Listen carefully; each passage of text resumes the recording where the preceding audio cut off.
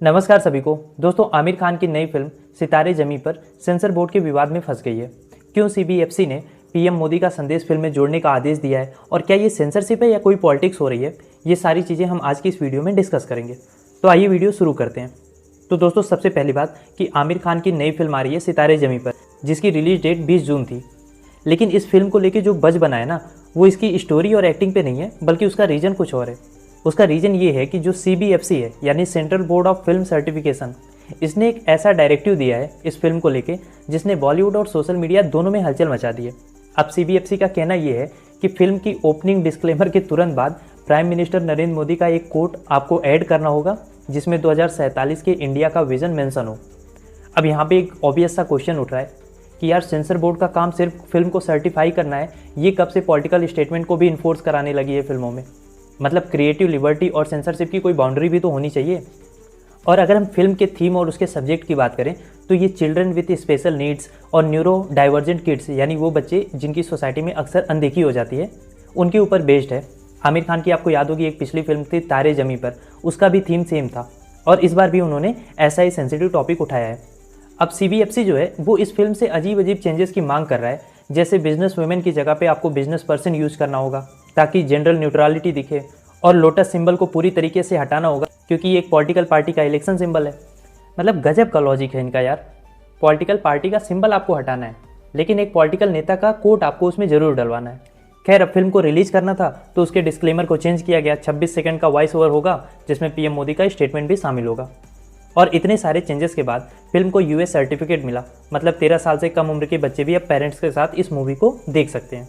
हालांकि अगर रिपोर्ट्स की माने तो ये सब कुछ बहुत आसानी से नहीं हुआ, क्योंकि इतने सारे मॉडिफिकेशन और चेंजेस को लेके आमिर खान और उनकी जो टीम थी वो भी काफ़ी अपसेट थी। लेकिन क्योंकि फिल्म को रिलीज़ तो करना ही था, तो इवेंचुअली सारी चीज़ों को रिवाइज किया गया, तब जाके इसको अप्रूवल मिला है। अब ये सब कुछ जो हुआ है ना, इसको लेके सोशल मीडिया में अलग अलग रिएक्शंस हैं। कुछ लोग कह रहे हैं कि ये सीबीएफसी का ओवर रीच है और कुछ इसे गवर्नमेंट का प्रोपोगेंडा बता रहे हैं, और कुछ का मानना है कि अगर पीएम का मैसेज पॉजिटिविटी और इंक्लूजन के लिए है तो इसको शामिल करने में प्रॉब्लम क्या है। अब प्रॉब्लम तो सबसे बड़ा यही है कि आप ज़बरदस्ती क्यों शामिल करा रहे हो। लेकिन सवाल तो ये है ना कि किसी फिल्म मेकर को क्या आप फोर्स करोगे कि वो किसी पॉलिटिशियन का कोट अपनी फिल्म में डाले। फिर एक फिल्म में ही क्यों, सारी फिल्मों में ये चीज़ें करनी चाहिए। अब यहाँ पे जानते हैं क्या हुआ। आमिर खान ने एक बहुत अच्छा सा, एक सेंसिटिव सा टॉपिक उठाया कि सोसाइटी में न्यूरो डाइवर्जेंट और स्पेशली एबल्ड बच्चों को रिप्रेजेंटेशन मिले।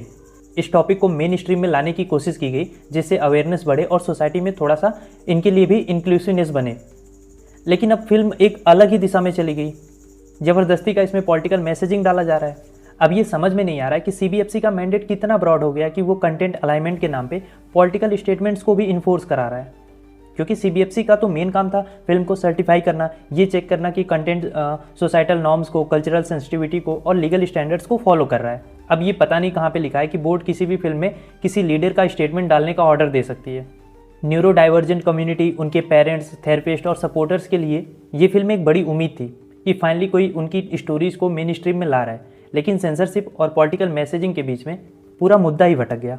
अब देखना ये भी होगा कि सीबीएफसी जो है फ्यूचर में जितनी फिल्में आ रही हैं उसमें भी ऐसे स्टेटमेंट इन्फोर्स करवा रहा है कि नहीं। और अगर ये सारे भी ट्रेंड चलने लगे तो आर्ट की जो ओरिजिनलिटी है और जो फिल्म मेकर का फ्रीडम है, वो सब कुछ तो फिर ताक पे रखा जाएगा।